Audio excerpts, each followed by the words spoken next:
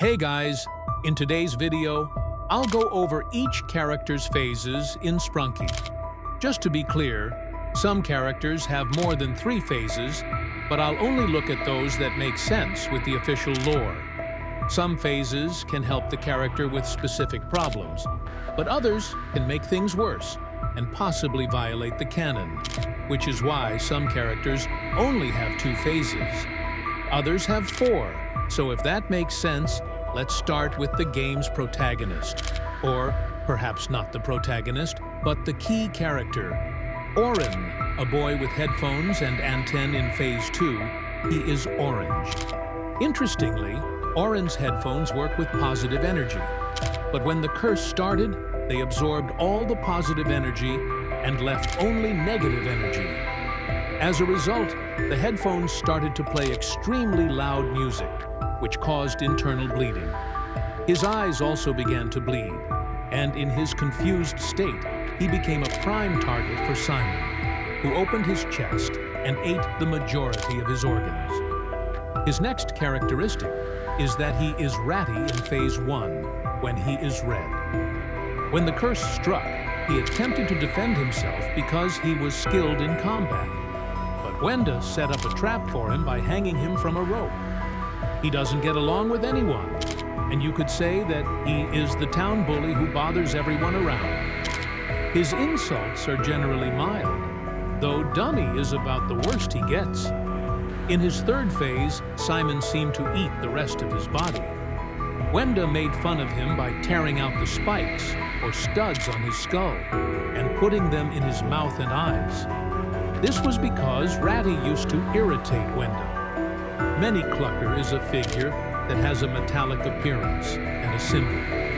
Clunker's distinctive feature is that the stick protruding from his skull attaches to his jaw, causing the symbol to move and make noise when he opens and closes his mouth. In Phase 2, when Mr. Black's curse begins, Gager Kug is attacked by Wenda, who strikes him with the symbol in Phase 3.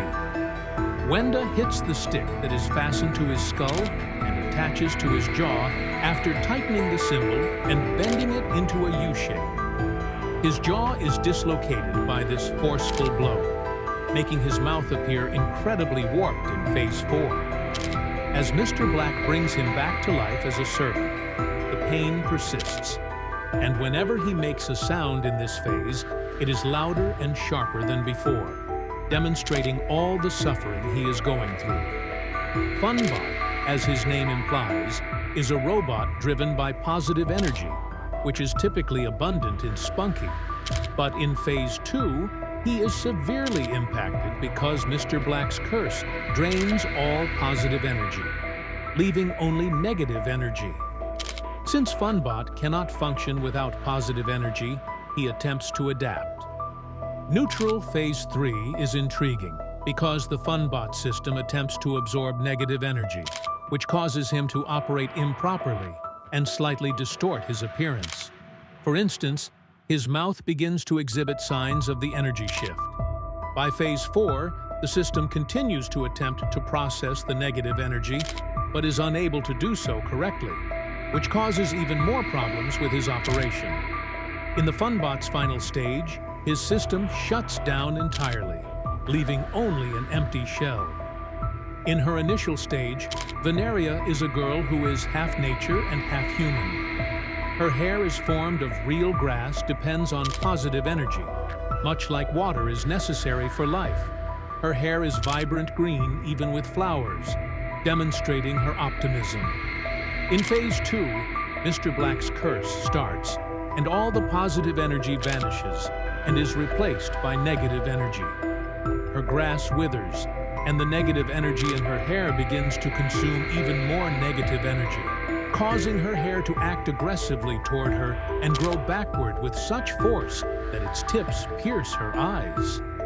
In Phase 3, her lifeless body is overtaken by her grass hair that progressively turns her entire body into grass after gaining its own consciousness.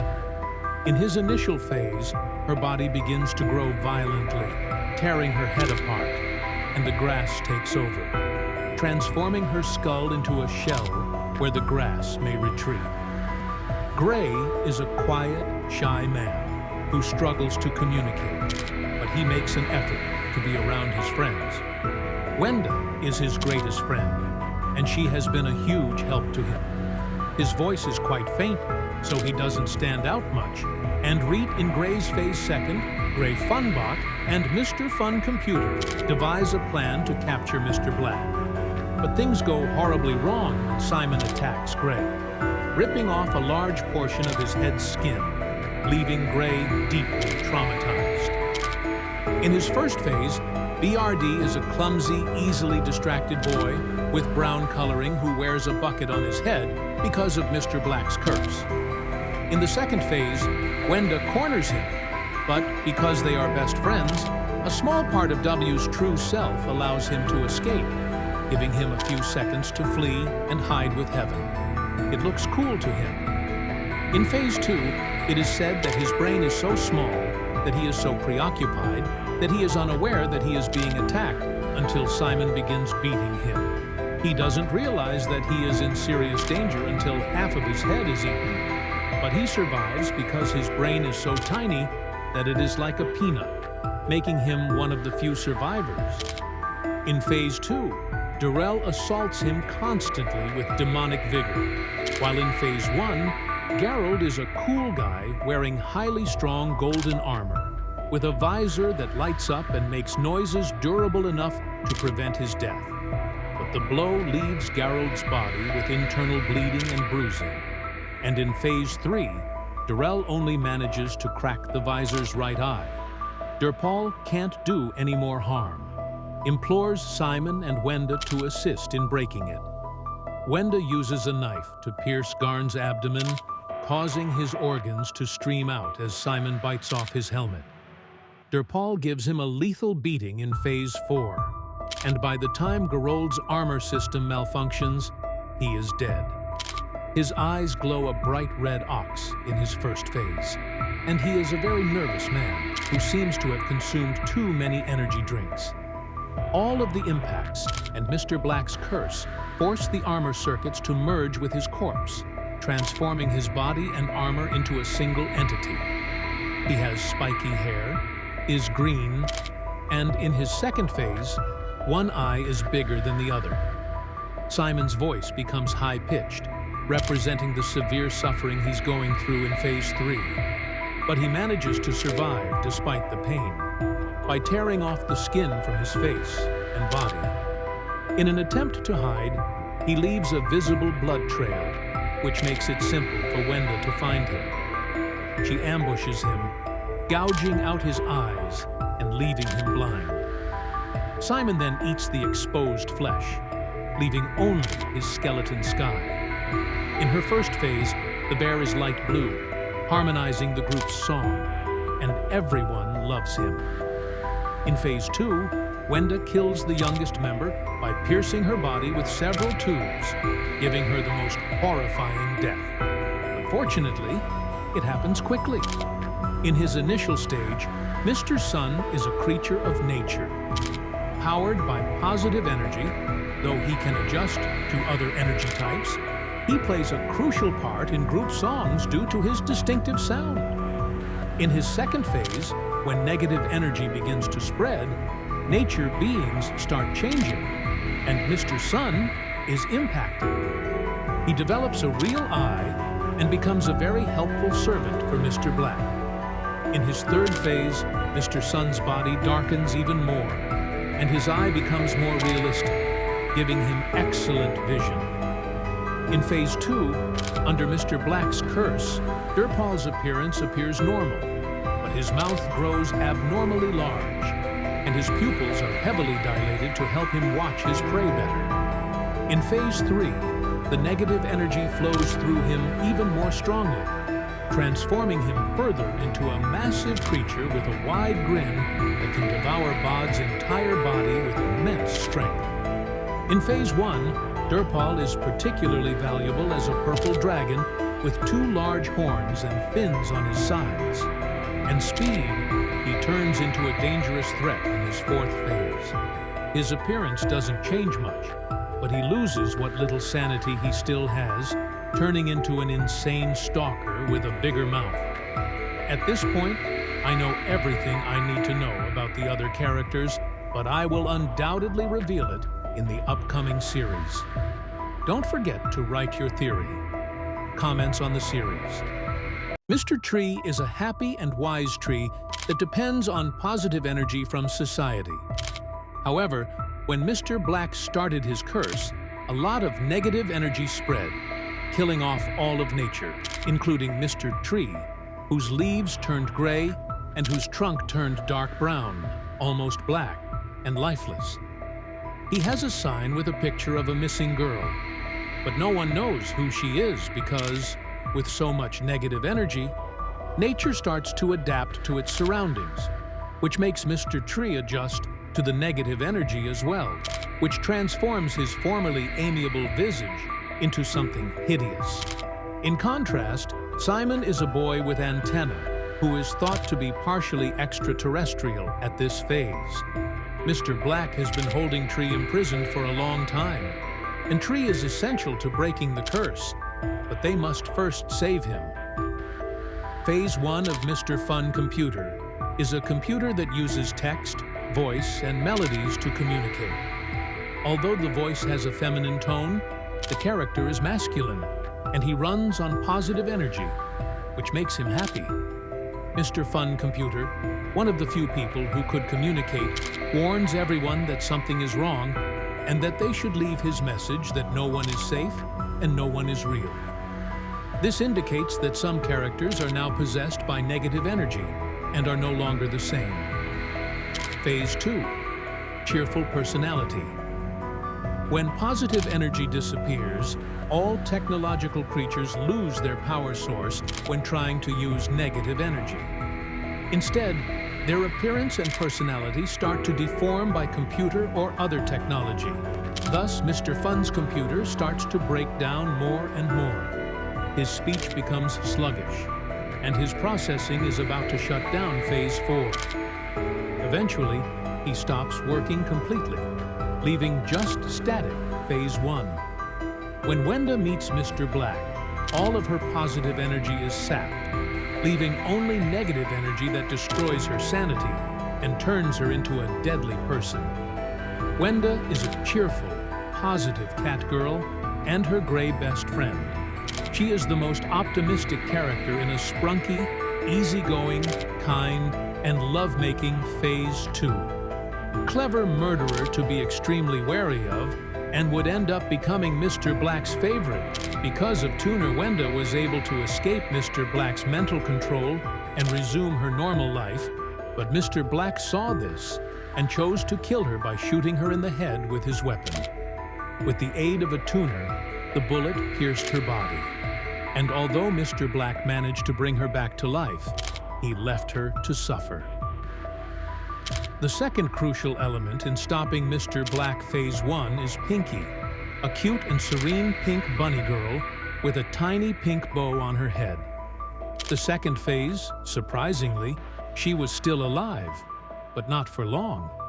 Phase 3, Durpal and Simon would kill her while she was terribly injured, unable to do much because of the pain and inevitably making noises. Simon would tear off her face, exposing all of her flesh and forcing her to lose some teeth. Unless Mr. Black decides otherwise, Simon would eat a significant portion of her body in Phase 4 because of the serious harm to her body. Since Mr. Black would not resuscitate her, she would be the only one who could rest in peace without experiencing further pain. Jevon. Being one of the few who mistrusted Mr. Black, he took action and prepared for anything that might happen, which helped him save some others, like Mr. Fun Computer Gray and others. His main plan was to stay in a safe place and not leave, but the others wanted to save their friends, and Jevon was never in agreement with this.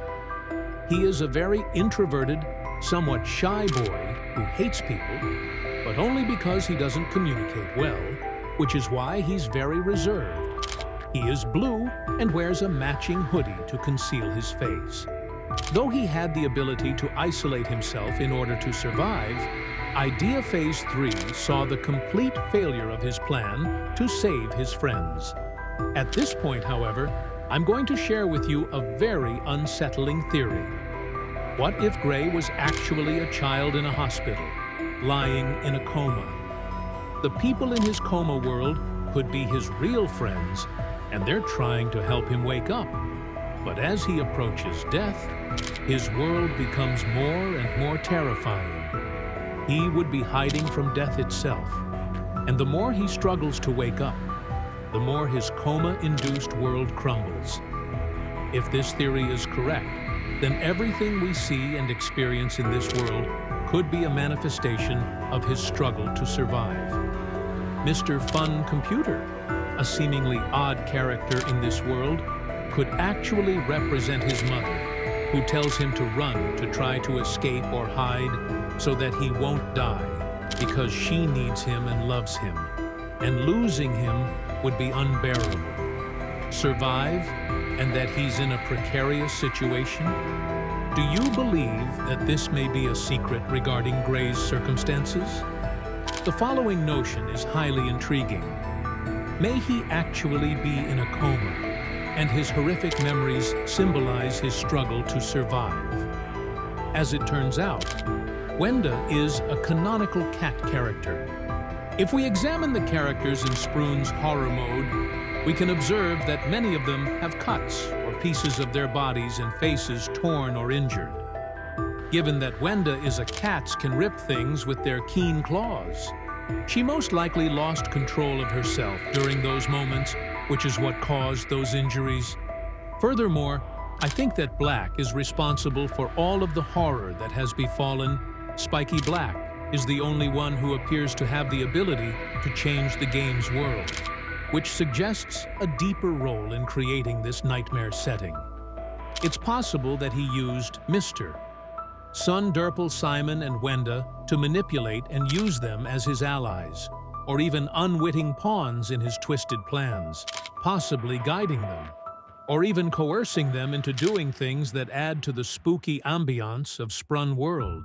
Could Black's control over these people be the real cause of the horrifying game changes?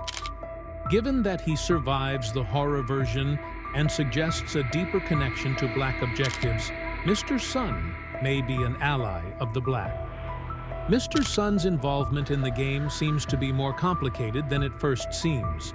His continuing presence could indicate that Black controls or influences him and uses him as an ally rather than a victim. Durple might also be an ally of Black because, according to official accounts, he isn't dead in the horror version, but is described as anormal, which implies some degree of moral decay or corruption.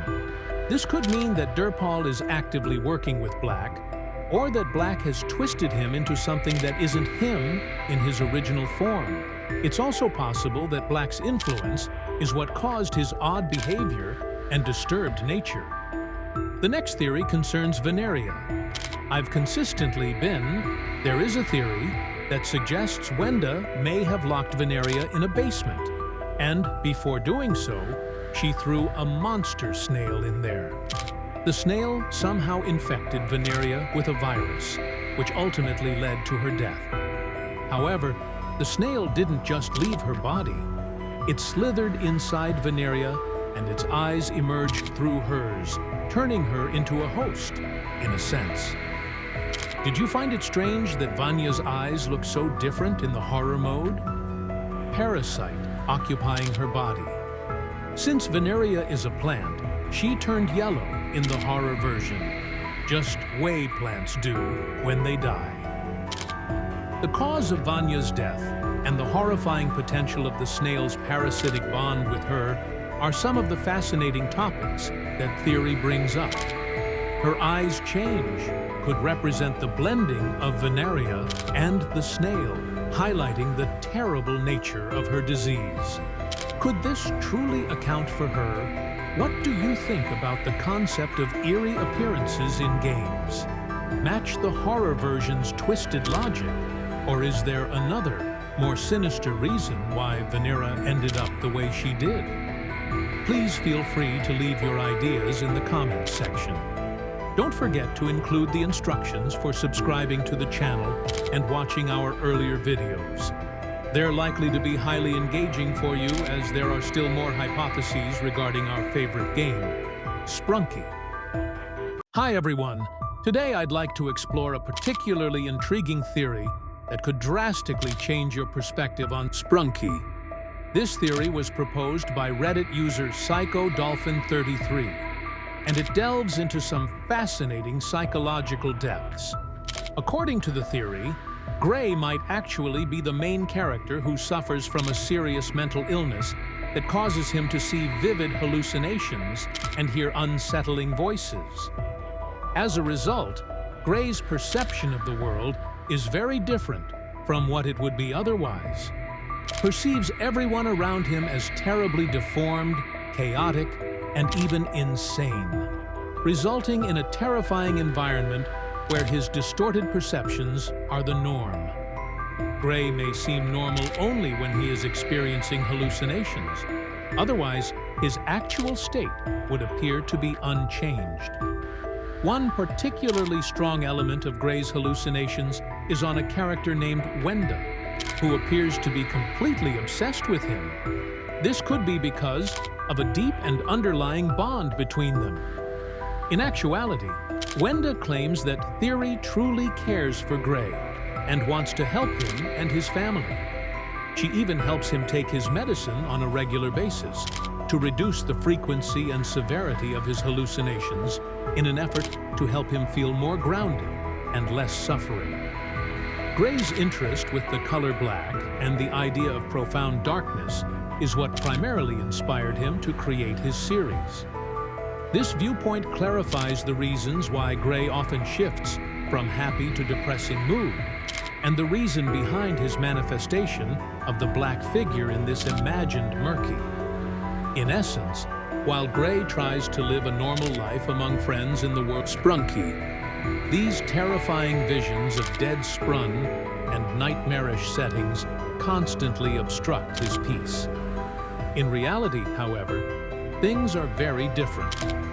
World Black represents Gray's mental illness, embodying his deepest insecurities and fears. According to this theory, Gray is in a safe environment, and the most of the feisty characters are sincerely trying to help him with his mental health. Gray's more sinister encounter. This theory greatly resonates with me, especially as a possible official backstory.